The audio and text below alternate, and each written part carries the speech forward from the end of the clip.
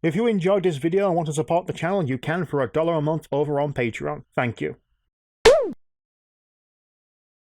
This little thing is really worrying for me because I usually a small handful, but these are big channels in the Sonic community, especially the Sonic creator community.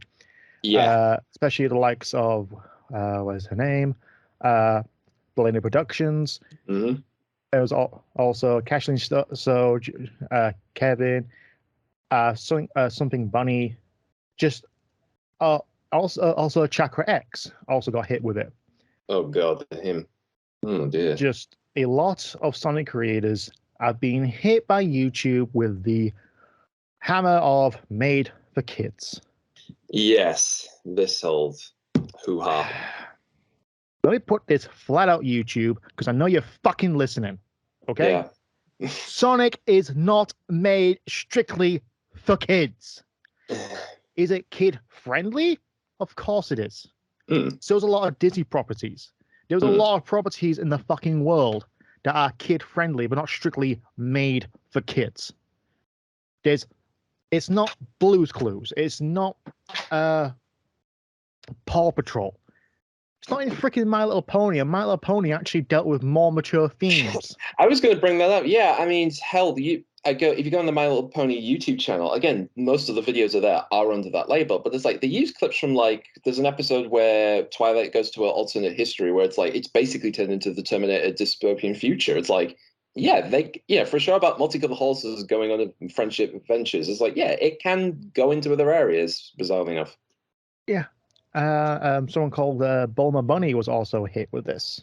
It was like, and we have no explanation over that. Oh, according to our policies, we do describe this as made for kids. Why? Why is it made for kids? And why is a video that said this video is intended for ages 13 up?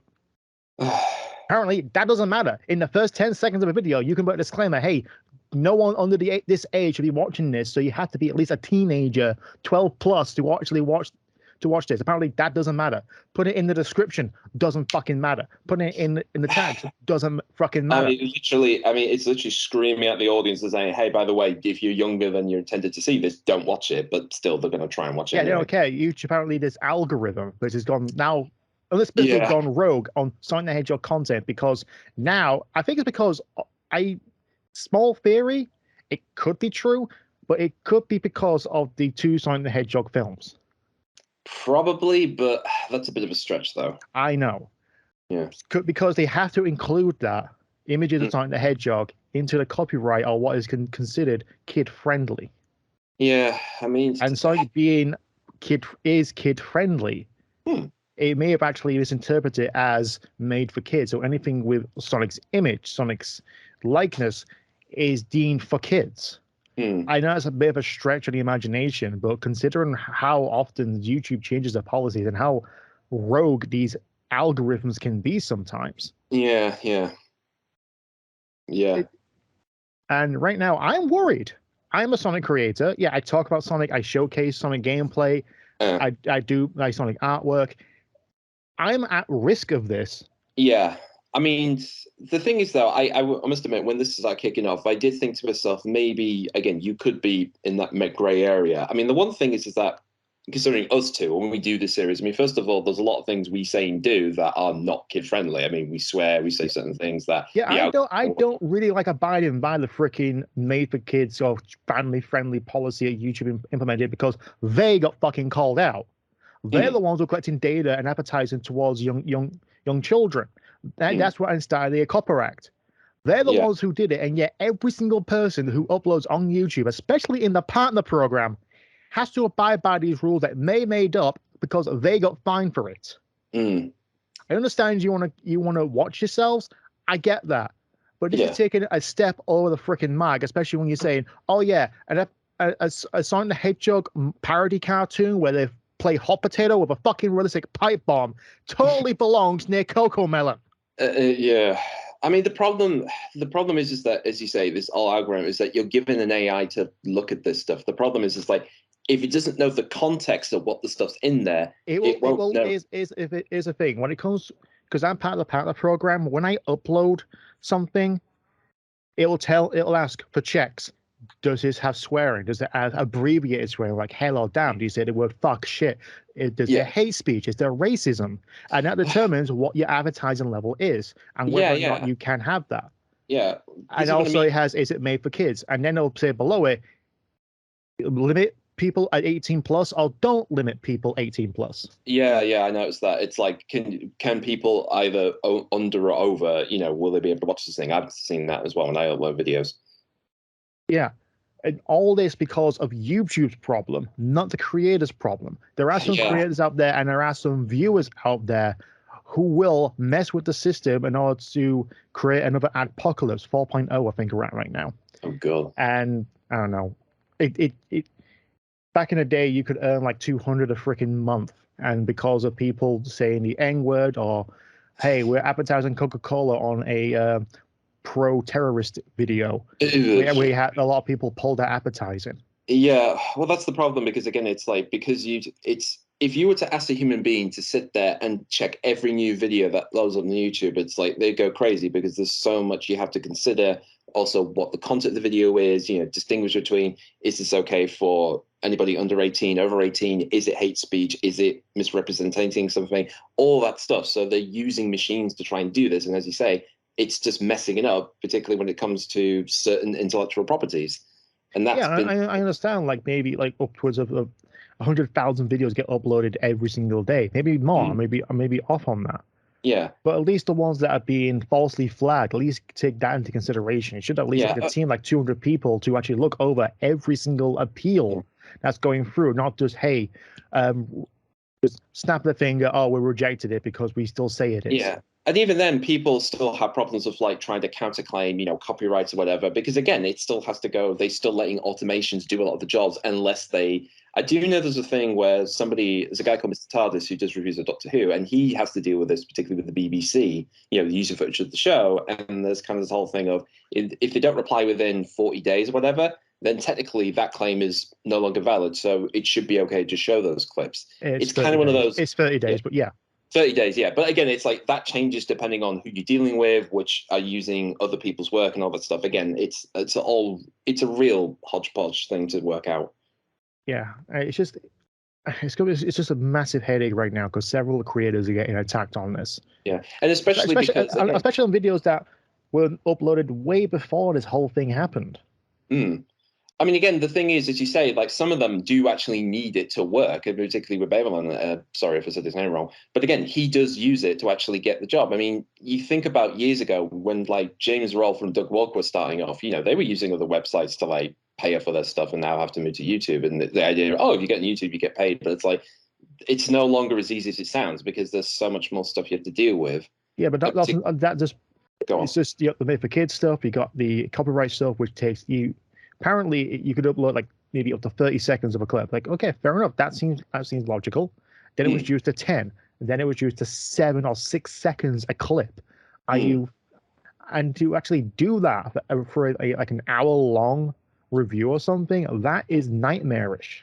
It can be, especially if you're editing. If you're trying to do if you're trying to show certain clips for a certain point, or you're trying to do whatever, that can be just a nightmare to do, especially if you did it once and then have to go back in because it says you can't use this clip for this amount of seconds. I know some of them, that's the thing YouTube does sort of show sometimes. I think some people don't, but yeah, that's just an arse-ache to deal with.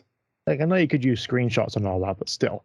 But this whole, and even then, I've ranted about this a few times when it first started, and just need to find my Twitter because I tweet a lot sometimes.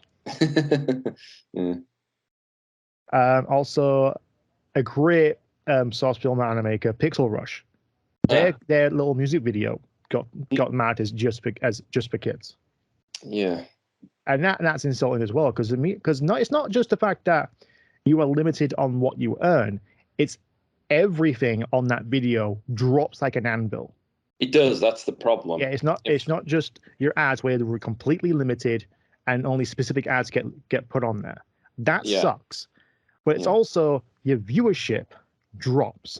It's your search retention drops because you're no longer other videos under that search term get put first. Yours is dropped all the way or is on a completely separate website. Which again, YouTube, you already have a fucking website where people upload just for kids stuff on there. We're uploading to the general fucking public, which should be 13 plus. You cannot be this fucking stupid. I don't know if it's stupid, or is it just they don't want to deal with the headache? I mean, that's the thing. Is like, is it through just laziness that they don't want to bother with it and have a system to do this crap? It's like when I say Ken Pender's thing. Also, fuck Ken Penders.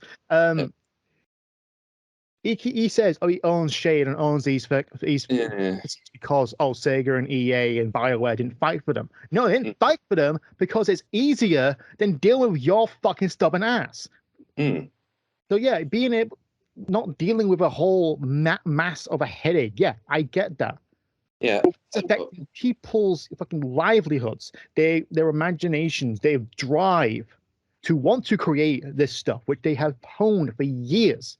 They are known in the community. They live off this, and you're telling them, no, go fuck yourself. Yeah, I mean, I'll try and end this because a couple of quick things. Well, I'll try to be quick.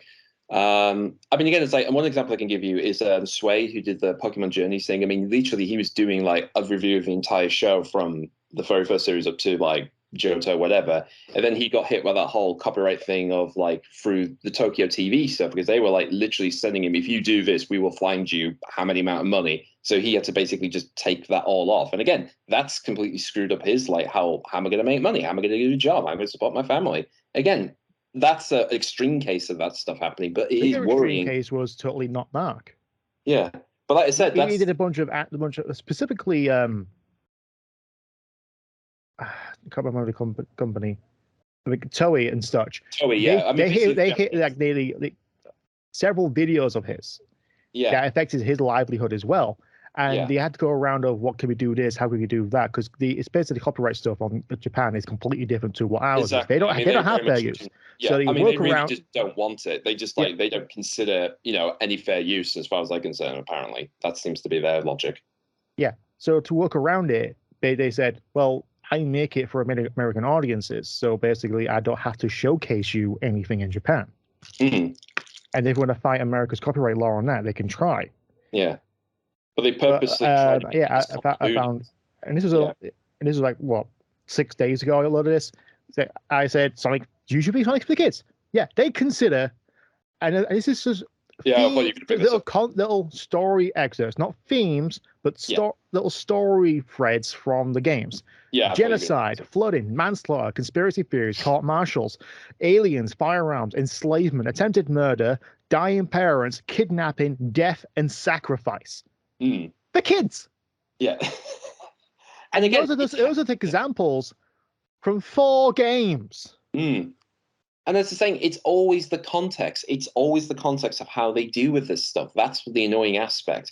I mean, put it this way, actually, I've been going through the Sonic channels itself, and most of the funny enough, a lot of their animation stuff, like the Sonic Mania stuff, the separate episodes, they're still regular YouTube, whatever, but the complete version of it, that's for kids, along with Overdrive, the Space and Charles and Space, sorry, and even the Rise of Wisp 2-parter as well. They're on the kids' side of things as well. And Sega does nothing for it. Yeah, but then again, if a corporation is getting fucked over by this, why don't they say anything? It's like, hey, we want everyone to see this. Yeah, the only reason you're not letting them. Yeah, the only reason I would say is that on the one hand, for them, it's like, again, they're safe. Generally, those are shorts anyway that are safe for anybody to watch, regardless. Anyway, and again, considering how the Sonic community can be, particularly in the comments, it's like that's just an absolute juggernaut. I wouldn't be surprised if they could just put them on the kids thing, so you don't get comments, and they just don't want to deal with all the kind of torrent of madness. You can disable the comments. I know, that's the thing. You can do with other channels. I've seen that. So again, it just depends on what they want to do with it or not. Oh yeah, I've rented. We brought up copyright as well, which is just equal a headache. But even then, I would say dealing with copyright is a lot easier to deal with than the for kids stuff. Because it just seems like you just re-edit it, bring it back up, see what happens. Or you can deal with fair use and say, hey, you don't have control over this because you can't just claim copyright because it's a transformative work. It's now my work because I'm adding commentary. I'm editing it in a different way than what was originally broadcasted. Yeah. I mean, it's the IP is still copyrightable. You can do a Yeah. trademark, do a trademark thing, or intellectual property trademark, and fine. You can I mean, if deal you're with that making because you money own off it. somebody else's IP, that's the thing. Is if you're doing it as a review or whatever, and it's just a thing on your own, that's fine. But if you're trying to make money off somebody else's IP, that's where the copyright bullshit gets in. That's where the copyright really kicks in. Yeah. I mean, I already got some shit from saying the Sonic Omens thing. It's just, yeah, I get it. But I don't think you should make an entire game. But I making a game entirely and getting paid for it. At least not if. Put it this way, we said this before. It's like if you're going to make a game like that, if you take the same engine or the same mechanics and use it for a different thing, you can still get paid for that as a different IP. Yeah. It's just with Sega, it's a completely grey area. With Nintendo, it's black and white. It is black and white with them. But you end of the day, YouTube, knock it the fuck off and fix this shit. Just Sonic is not made just for kids. It's not fucking Sesame Street, okay? There is quite mature themes in Sonic. There is lessons in Sonic. It can be kid friendly. It's more likely family friendly. It's made for everyone. And if people upload to the general YouTube website for everyone to see and mark it as not for kids, doesn't mean your algorithm gets to say, "Oh, we think it's made for kids because it's blue and cute." Yeah. I'll put it this way: like all of Sat AM is under the Wild Brain channel, and that's under the kids channel thing. But even then, it's like, look at how they deal with stuff and themes in that show, and it's like that's meant to be supposed to be more darker show. So again, context. Always look at the context of stuff.